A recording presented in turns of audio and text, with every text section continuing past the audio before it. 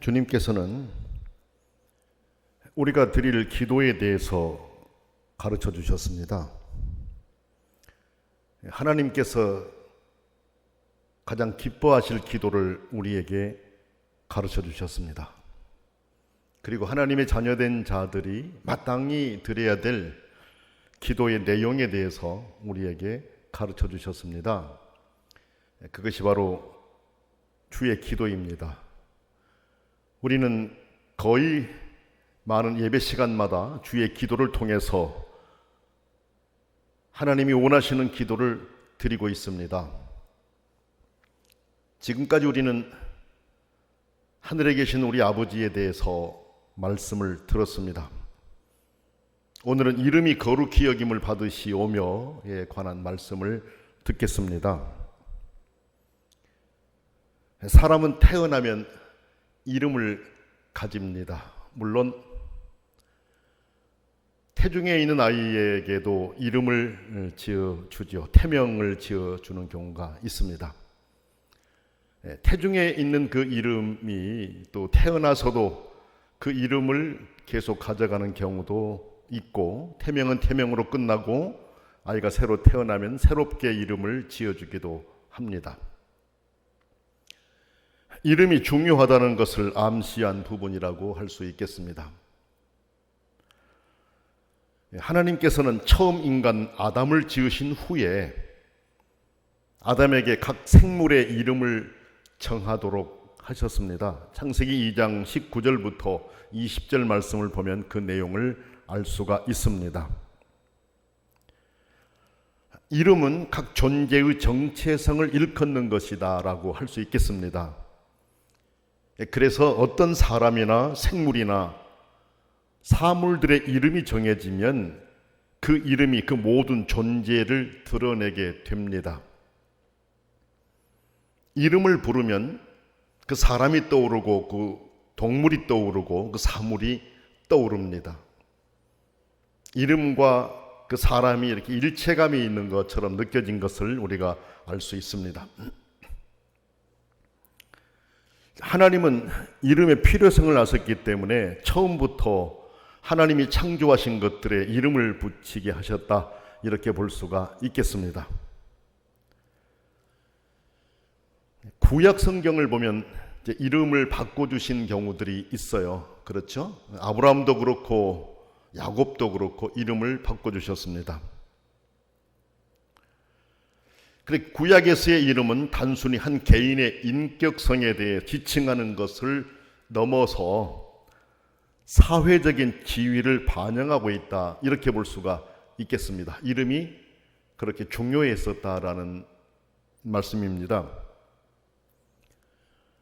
창세기 17장을 보면 하나님께서 아브라함을 아브라함이라고 개명해 주셨습니다. 이름을 바꿔주셨습니다.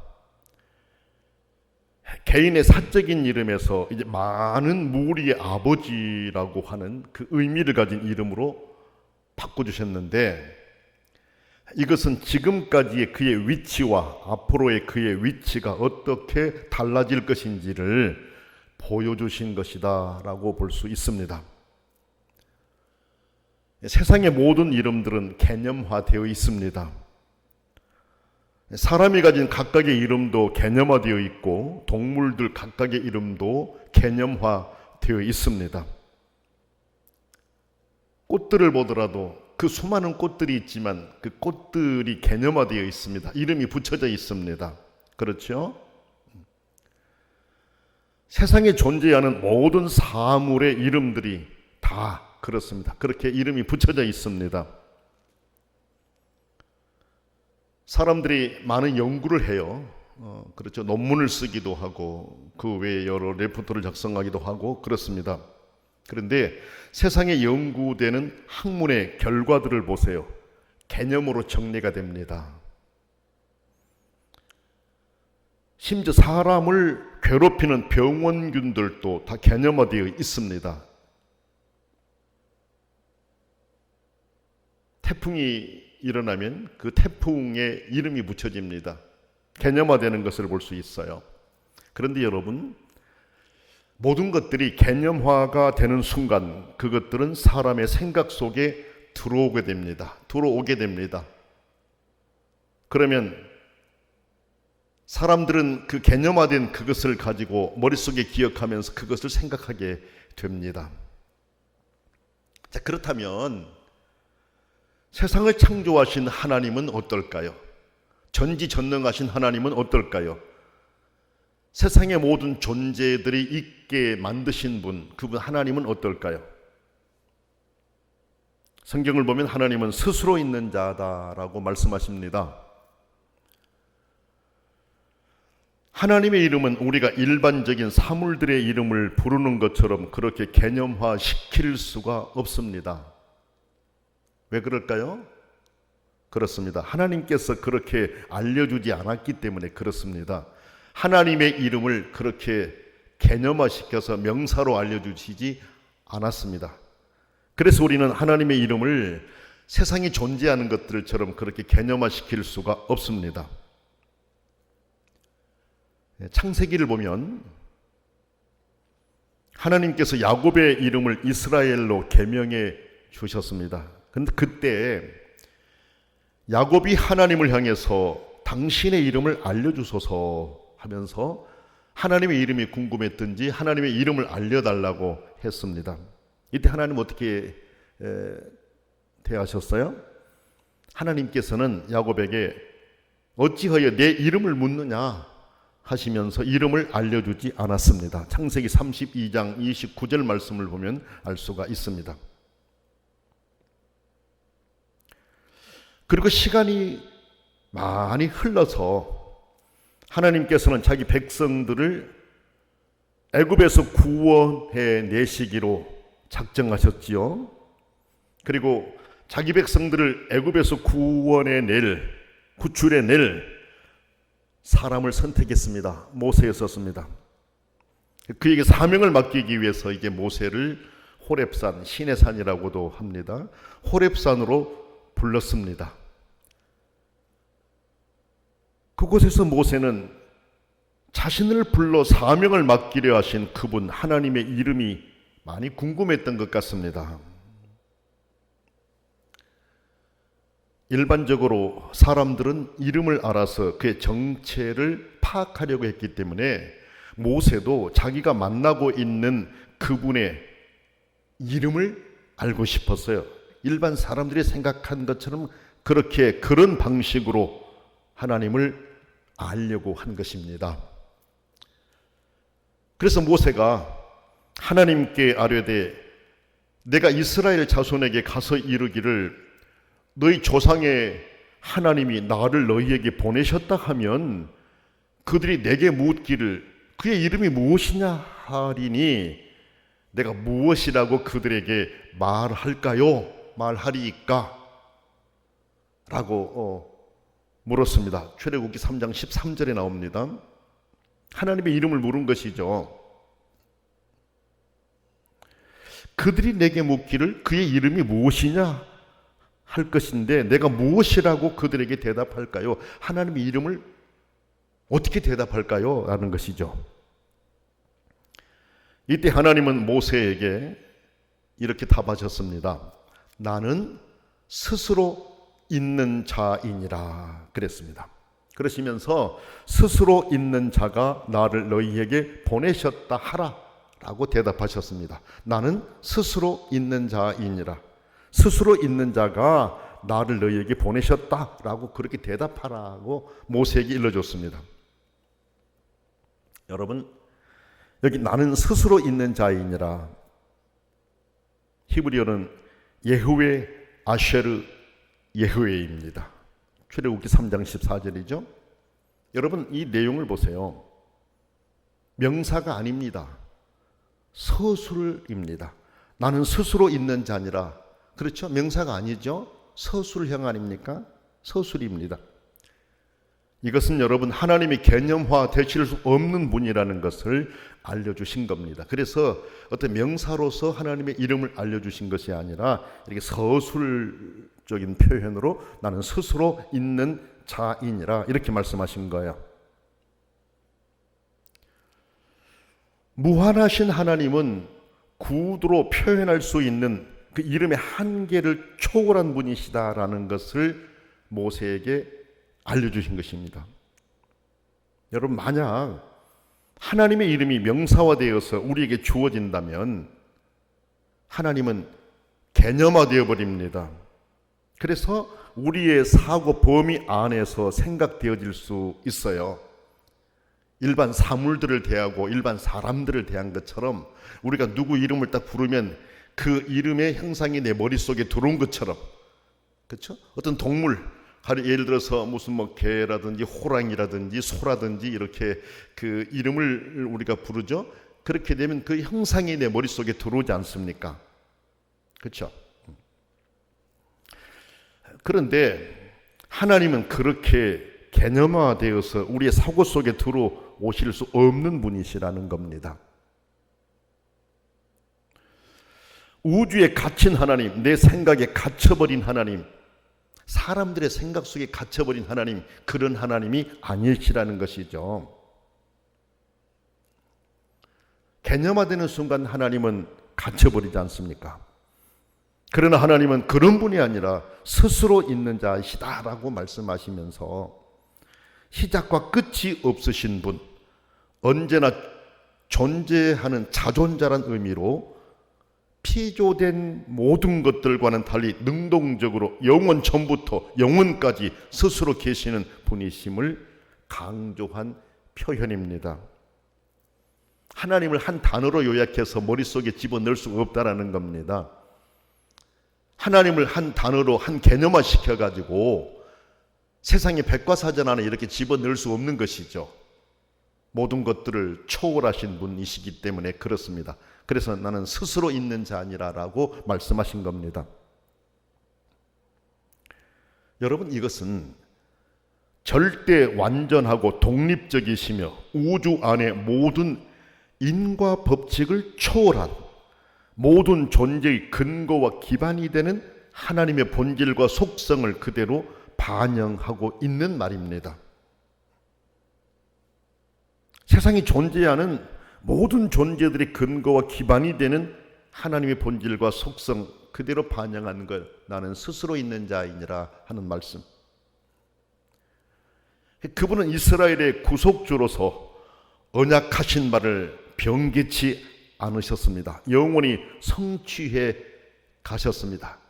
지금도 계속해서 성취해 가시는 그런 분이십니다. 이 하나님은 주권자, 자유로우신 분, 길들여질 수 없는 분, 긍휼을 베푸시는 분, 거룩한 분이시라는 것을 알려주는 이름입니다. 성도 여러분, 스스로 있는 자이신 하나님은 압제받는 백성의 부르짖음을 듣고 행동하신 분이셨습니다. 파라오 같은 세상의 모든 권력자보다 더 크신 분으로서 모세와 같이 생소하고 부적합해 보이는 사람을 택해서 세상의 절대 군주 왕실을 와해시키는 일에 사용하셨던 분이십니다. 그분이 바로 스스로 있는 자이신 하나님이십니다.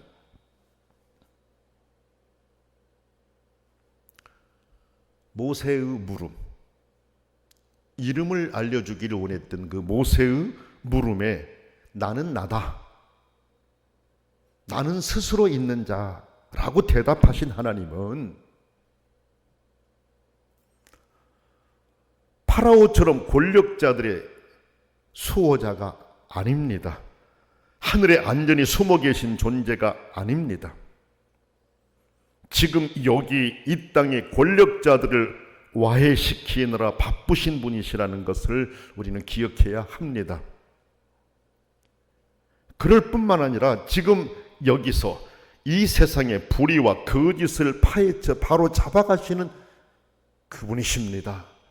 그분이 바로 스스로 있는 자이신 하나님이십니다. 역사를 보면 하나님께서 이렇게 일하고 계신다라는 것을 우리는 수도 없이 많이 발견할 수가 있습니다. 가만히 한번 여러분들이 역사를 생각해 보세요. 역사 속에 얼마나 많은 나라가 사라졌습니까? 얼마나 많은 권력자가 무너져 내렸습니까? 영원하리라 생각했던 제국들이 사라졌습니다. 영원하리라 생각됐던 권력들이 하루아침에 무너져 내렸습니다. 그렇지 않습니까? 모세는 지금 바로 그 하나님 앞에 서 있는 것입니다. 당대 최고의 권력자인 파라오를 파멸로 이끌고 숨죽이며 사는 민중들인 자기 백성들에게 자유를 주실 분을 대면하고 있습니다. 얼마나 두렵고 떨렸겠습니까? 그래서 모세는 그는 하나님을 대면하면서 하나님 배웁기를 두려워하면서 얼굴을 가렸습니다. 오늘 우리도 그렇습니다. 이런 전지하신 능력의 하나님을 대할 때 우리도 모세처럼 무섭고 두려움에 젖게 됩니다. 두려워서 하나님을 바라볼 수 없고 얼굴을 가리게 됩니다. 그러나 우리는 또한 모세처럼 하나님께 말할 수 있고 하나님의 이름을 부르며 기도할 수가 있습니다. 그래서 지금까지도 하나님의 이름을 부르면서 기도해 왔습니다. 앞으로도 하나님의 이름을 부르면서 기도할 것입니다. 우리 하나님 아버지 앞에 기도하게 될 것입니다. 은혜의 하나님이 나는 스스로 있는 자라고 말하면서 우리가 생각하는 개념화된 분이 아닌 하나님의 존재 방식인 자신의 이름을 말해 주셨기 때문에 그렇습니다.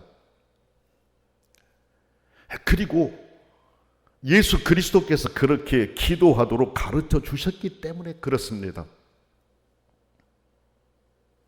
하늘에 계신 우리 아버지, 이름이 거룩히 여김을 받으시오며 라고 기도하라고 예수님이 가르쳐 주셨습니다.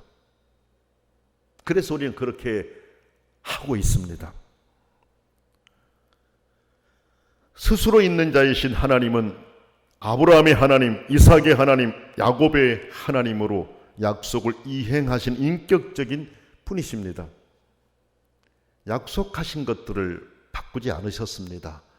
약속하신 것들을 이루셨습니다. 이루기 위해서 수많은 일들을 하셨습니다.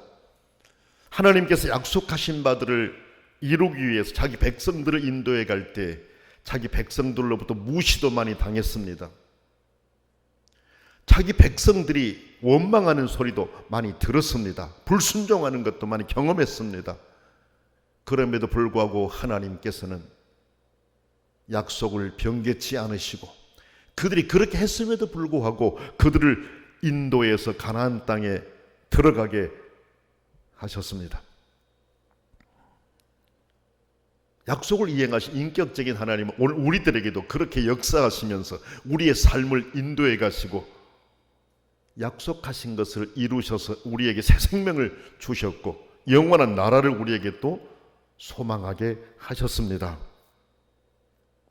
나는 스스로 있는 자라고 말씀하신 하나님, 그분은 인격적이신 아버지십니다. 우리는 그분을 믿고 그분께 기도드리고 있습니다. 이름이 거룩히 여김을 받으시오며라고 기도하고 있습니다.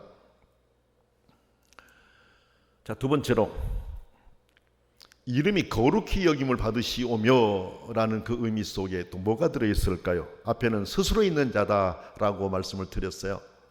두 번째는 하나님의 이름은 거룩하시다라는 의미입니다. 우리가 거룩하게 해달라고 기도드려서 거룩해지는 것이 아니라 하나님의 이름은 영원 전부터 거룩하십니다. 그 거룩하신 하나님의 이름이 거룩히 여김을 받지 못하는 일이 없도록 주의 기도를 통해 우리는 거룩하신 하나님의 이름이 거룩히 여김을 받기를 원하는 간절한 기도를 드리고 있는 것입니다. 그래 우리는 함께 모여 드리는 이 주의 기도를 통해서 그 귀한 일에 하나님의 이름이 거룩히 여김을 받기를 원하는 그 귀한 일에 내 소리를 보태고 있는 것입니다. 얼마나 귀한 일에 참여하고 있습니까? 그래서 우리는 이름이 거룩히 여김을 받으시오며 이 기도를 드릴 때 정말 간절한 마음으로 그렇게 내 마음을 담아 내 소리를 담아 함께 기도할 수 있어야 합니다.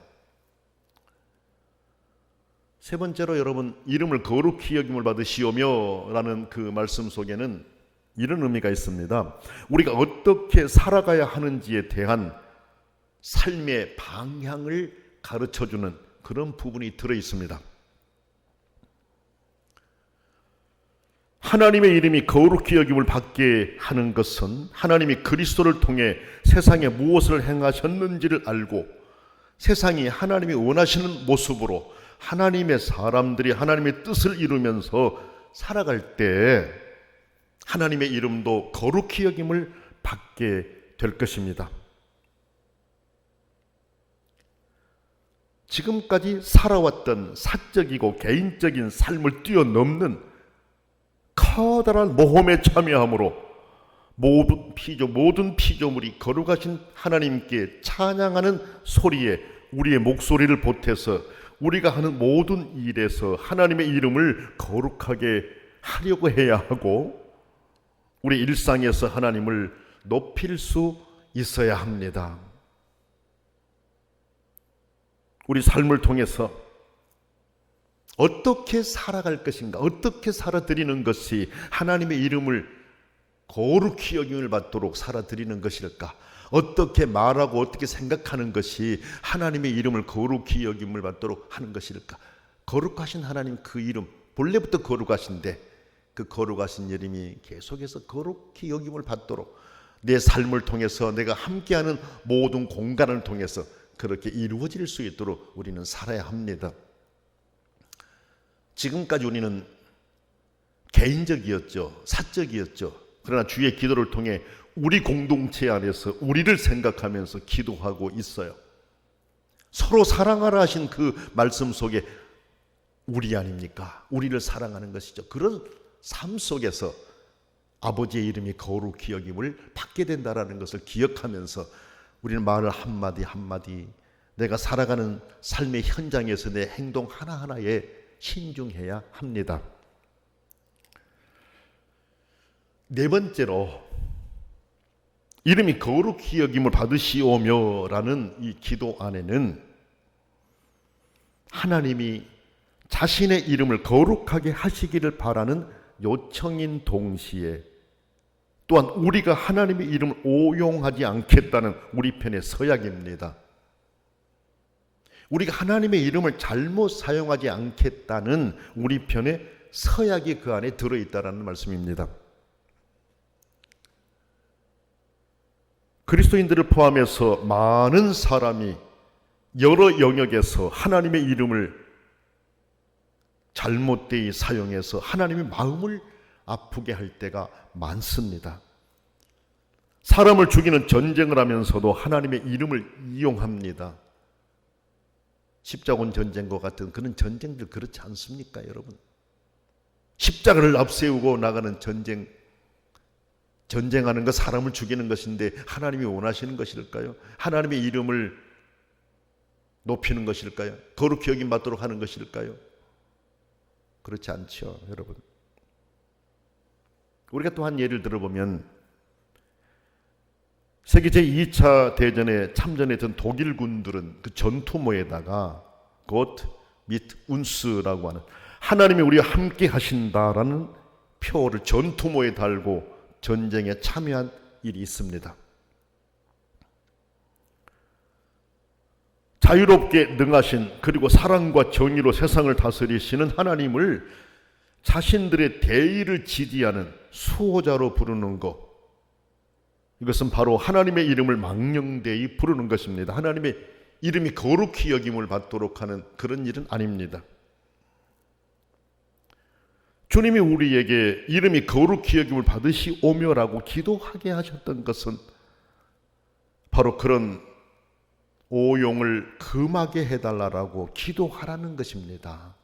하나님의 이름을 잘못 사용하는 일이 없도록 기도드리라는 것입니다. 대신에 하나님의 이름이 찬송받기를 위해서 기도하라, 이런 의미까지 담겨져 있습니다.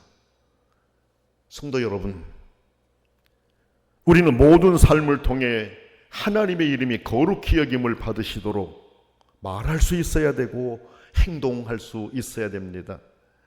우리의 삶의 방향성이 하나님의 이름이 거룩히 여김을 받으실 수 있도록, 본래부터 거룩하신 그 하나님의 거룩하신 이름이 나로 인해서, 내가 잘못 사용함으로 인해서 하나님의 마음을 아프게 하는 그런 일이 없도록 우리 모두가 다 하나님의 이름이 거룩히 여김을 받으실 수 있도록 매사에 신중하면서 하나님이 기뻐하시는 모습으로 말하고 행동하고 살아갈 수 있기를 원합니다.